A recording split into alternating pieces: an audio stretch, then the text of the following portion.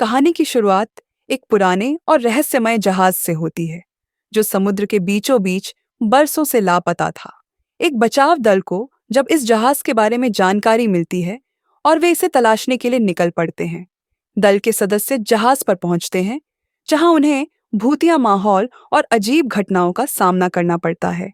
जैसे जैसे वे जहाज की जांच करते हैं उन्हें एहसास होता है कि इस जहाज के साथ कुछ भयानक और रहस्यमयी घटना हुई है।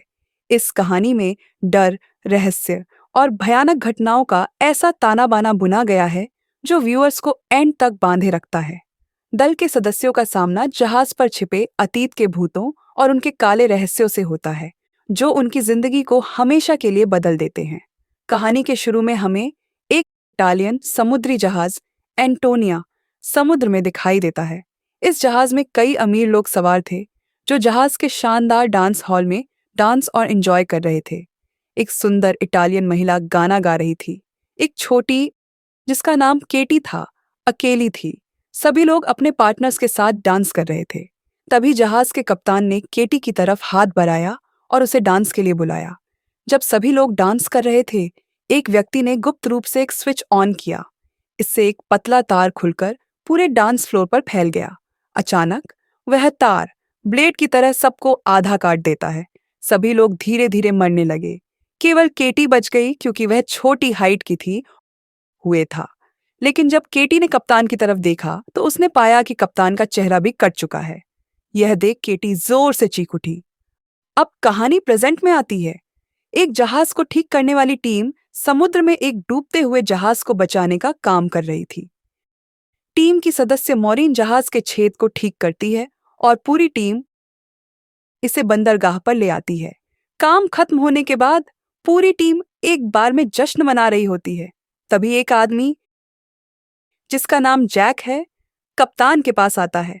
जैक बताता है कि उसने आर्कटिक में एक छौदा हुआ जहाज देखा है जो अंतर्राष्ट्रीय पानी में है। वह कहता है कि जो भी इसे पाएगा वह इसका मालिक बन सकता है। कप्तान और उसकी टीम 6 महीने से समुद्र में काम कर रही होती है। इंजीनियर कप्तान को याद दिलाता है कि अब उन्हें घर लौटना चाहिए, लेकिन कप्तान तय करता है कि यह काम खत्म करने पर सभी को अच्छा पैसा मिलेगा।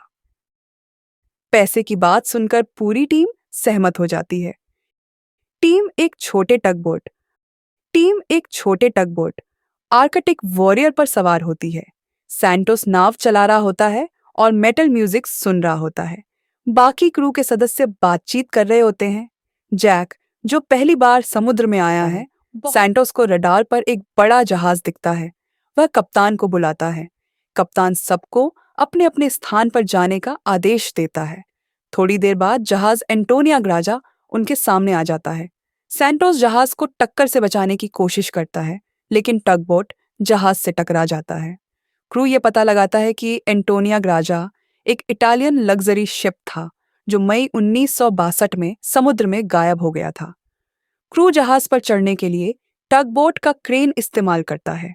जहाज पर पहुंचते ही उन्हें एक प्राचीन दीवार घड़ी की टिक टिक सुनाई देती है। अचानक घड़ी का पेंडुलम रुक जाता है और जोर से आवाज करता है, जिससे बिली डर जाता है। जब टीम जहाज का निरीक्षण करती है तो फर्श का एक हिस्सा टूट जाता है और बिली उसमें गिरने लगता है, लेकिन मॉरीन उसे समय पर पकड़ लेती है।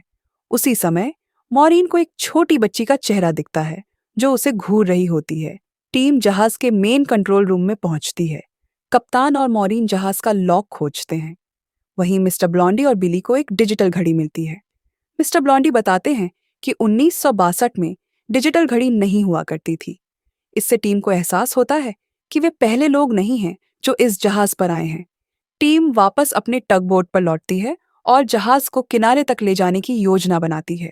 मॉरीन जैक को बताती है कि उसने जहाज पर एक छोटी बच्ची का चेहरा देखा था। जैक उसे शांत करने की कोशिश करता है। आगे जहाज पर कई डरावनी और रहस्यमय घटनाएं होती हैं, जैसे मृत शरीर, अजीब परछाइयां और आत्माओं का दिखना। टीम को पता चलता है कि इस जहाज पर कुछ गहरा रहस्य छिपा हुआ है।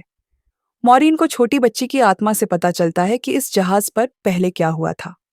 कहानी में ट्विस्ट और टर्न्स आते हैं, जिससे क्रू के सदस्य डर और लालच के बीच फंस जाते हैं। अगली सुबह क्रू मेंबर्स को जहाज के नीचे एक बड़ा छेद मिलता है और कप्तान कहता है कि यह छेद उस चट्टान से टकराने के कारण हो सकता है जो पास के आइलैंड पर थी। फिर टीम जहाज की मरम्मत के लिए सभी टूल्स ऊपर लाती है। मॉरिन एक कमरे में जाती है जो पहले स्विमिंग पूल था और सीढ़ी से नीचे उतरती है। वह चारों ओर देखती है और गोली के छेद और गोली के खोल पड़े हुए पाती है। जब वह सीढ़ी से ऊपर चढ़ती है तो फिर से वह छोटी लड़की को देखती है।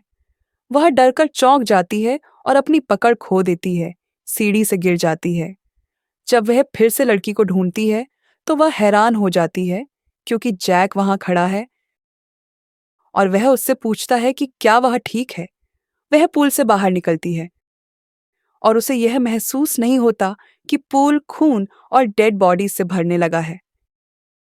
कप्तान एक पुराने जहाज में प्रवेश करता है। यह जगह मरे हुए कप्तान का ऑफिस लगता है। वहां उसे शराब की एक बोतल दिखती है जो हाल ही में खोली गई लगती है। जैसे ही वह शराब पीने के लिए गिलास उठाता है, उसे गिलास में मरे हुए इटालियन कप्तान का रिफ्लेक्शन दिखाई देता है। यह देखकर वह चौंक जाता है और गिलास उसके हाथ से गिरकर टूट जाता है। वह तुरंत पीछे मुड़कर देखता है, लेकिन अब वहां सिर्फ उसकी खुद की परछाई नजर आती है। यह घटना उसे परेशान कर देती है। दूसरी तरफ जैक और मॉरिन जहाज के एक और कमरे में जाते हैं। वहां मॉरिन एक हैच खोलती है और अचानक बहुत सारा पानी बहने लगता है। इस पानी के साथ कई लाशें भी बाहर आ जाती हैं। यह देखकर दोनों बहुत डर जाते हैं। इस घटना के बाद दोनों फैसला करते हैं कि अब इस जहाज को छोड़ देना चाहिए। लेकिन जैक मॉरिन को जानबूझकर रोकता है और उसे एक और कमरे में ले जाता है। इस कमरे में एक पुरानी कार रखी हुई है। जब मॉरिन कमरे का मुआयना कर रही होती है तो उसे पास के एक और कमरे से हलचल सुनाई देती है। वह उस कमरे में जाती है और एक क्रेट खोलती है। क्रेट खोलते ही उसे सोने की ईंटों के ऊपर चूहों का ढेर दिखाई देता है। मॉरिन तुरंत अपनी इस खोज के बारे में बाकी क्रू को बताती है। यह सुनकर सभी फैसला करते हैं कि वे यह सोना अपने साथ ले जाएंगे और जहाज को छोड़ देंगे। इस बीच सैंटोस, जो टगबोट के इंजन रूम में काम कर रहा होता है, अचानक एक अजीब घटना का शिकार हो जाता है। एक प्रोपेन टैंक अपने आप खुल जाता है। इससे बड़ा विस्फोट होता है जिसमें सैंटोस जलकर मर जाता है। इस विस्फोट के कारण उनका टगबोट पूरी तरह नष्ट हो जाता है। इंजीनियर किसी तरह अपनी जान बचा लेता है।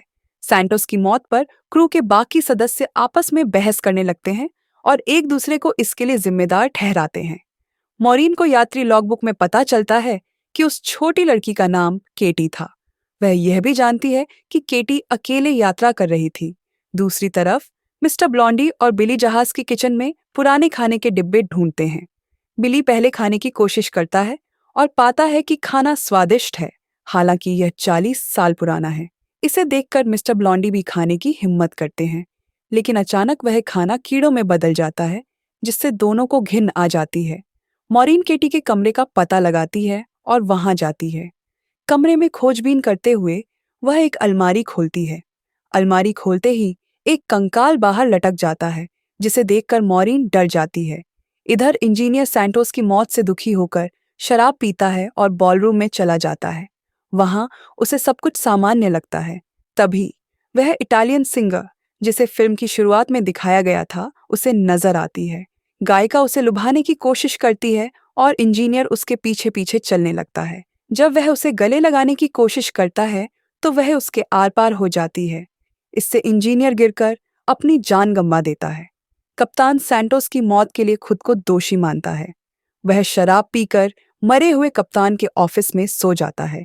तभी मरा हुआ कप्तान प्रकट होता है और उसे जगाता है। वह उसे शराब का गिलास देता है और कहता है, एक कप्तान से दूसरे कप्तान के लिए। दोनों बातचीत करते हैं। मरा हुआ कप्तान उसे जहाज के गायब होने से 2 दिन पहले की कुछ तस्वीरें दिखाता है। तस्वीरों में कुछ अजीब लगने पर कप्तान यह बात बाकी क्रू को बताने के लिए निकलता है, लेकिन रास्ते में सैंटोस का भूत उसे रोकता है। मॉरिन कप्तान को ढूंढती है और उससे बात करती है, लेकिन कप्तान उसे सैंटोस समझकर उस पर हमला कर देता है। जैक समय पर आकर मॉरिन को बचा लेता है और कप्तान को बेहोश कर देता है। इसके बाद वे उसे एक्वेरियम में बंद कर देते हैं ताकि वह किसी को नुकसान न पहुंचा सके। मॉरिन फिर से केटी के भूत से मिलती है। इस बार केटी मॉरिन को जहाज के सभी डरावने राज बताती है। केटी मॉरिन को अतीत में ले जाती है, जहां मॉरिन देखती है कि जहाज पर क्या हुआ था। वह देखती है कि कैसे जहाज के नाचते हुए यात्रियों को लोहे की तार से काट दिया गया। किचन में जहरीला खाना परोसा गया, जिससे कई यात्री मर गए। जो यात्री बच गए थे, उन्हें जहाज के क्रू ने मार डाला। मॉरिन को यह भी पता चलता है कि वह कंकाल जिसे उसने पहले देखा था, दरअसल केटी का था। कुछ ईविल क्रू मेंबर्स यात्रियों को स्विमिंग पूल के पास लाइन में खड़ा करते हैं और उन्हें गोली मार देते हैं। जब ये क्रू सोने को लेने की कोशिश करते हैं, तो एक क्रू मेंबर बाहर आता है और इटालियन सिंगर को देखता है। वह लालच में अपने साथियों को सब मशीन गन से मार देता है। इसके बाद गायिका उसे पिस्टल से गोली मारकर खत्म कर देती है। अंत में एक आदमी उसके पास आता है और उसे गले लगाता है, लेकिन जैसे ही वह दूर जाता है, गायिका ऊपर देखती है और एक बड़ा हुक उसके चेहरे पर झूलकर उसे मार देता है। वह आदमी उसके हाथ पर एक निशान जलाकर बनाता है। पता चलता है कि जैक इस पूरे हमले का मास्टरमाइंड है और वह एक बुरी आत्मा है। मॉरिन को एहसास होता है कि कप्तान खतरे में हो सकता है, इसलिए वह उसे बचाने दौड़ती है, लेकिन वह देर से पहुंचती है, क्योंकि कप्तान पहले ही एक्वेरियम में पानी भरने के बाद डूब चुका होता है। इसी बीच बिली पानी के नीचे डैमेज पंप को ठीक करने के लिए जाता है। दुर्भाग्यवश वह पानी के अंदर एक बड़े गियर में फंस जाता है और कुचलकर मर जाता है। मॉरिन मिस्टर ब्लॉन्डी से मिलती है और उसे बताती है कि वह जहाज को उड़ाने की योजना बना रही है। वह जैक को मिस्टर ब्लॉन्डी के साथ छोड़कर जहाज में विस्फोटक लगाने जाती है। जैक अचानक अपना व्यवहार बदल देता है और ब्लॉन्डी का मजाक उड़ाते हुए उसे कमजोर कहता है। जब जैक चुप नहीं होता, तो ब्लॉन्डी उसे गोली मार देता है, लेकिन जैक मरता नहीं। मॉरिन जहाज में विस्फोटक लगाकर उसे तैयार करती है। तभी ब्लॉन्डी उसके पास आता है और इसे रोकने के लिए कहता है, लेकिन मॉरिन उसकी बात नहीं सुनती और ट्रिगर को सक्रिय कर देती है। मॉरिन को पता चलता है कि वह असली ब्लॉन्डी नहीं है और जैक अपना असली रूप दिखाता है। जैक के सोने का लालच देकर आत्माओं को अपने मालिकों को सौंपने योजना का पता चलता है, और यह भी कि वह यह लंबे समय से करता आ रहा है। दोनों के बीच थोड़ी देर लड़ाई होती है और मॉरिन जहाज को उड़ा देती है, जिससे जैक मर जाता है। मॉरिन मलबे में बच जाती है और फंसी हुई आत्माएं आखिरकार स्वर्ग चली जाती हैं।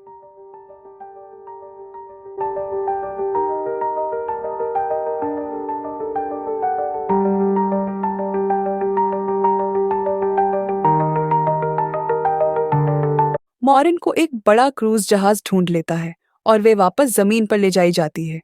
आखिरी सीन में मॉरिन एम्बुलेंस में होती है। जब वह स्ट्रेचर पर लेटी हुई बाहर देखती है, तो उसे सोने के बक्से क्रूज जहाज पर लादे जाते हुए नजर आते हैं। वह देखती है कि जैक भी वहां खड़ा उसे घूर रहा होता है। मॉरिन यह देखकर डर जाती है और चीख पड़ती है। एम्बुलेंस के दरवाजे बंद हो जाते हैं और कहानी यहीं समाप्त होती है।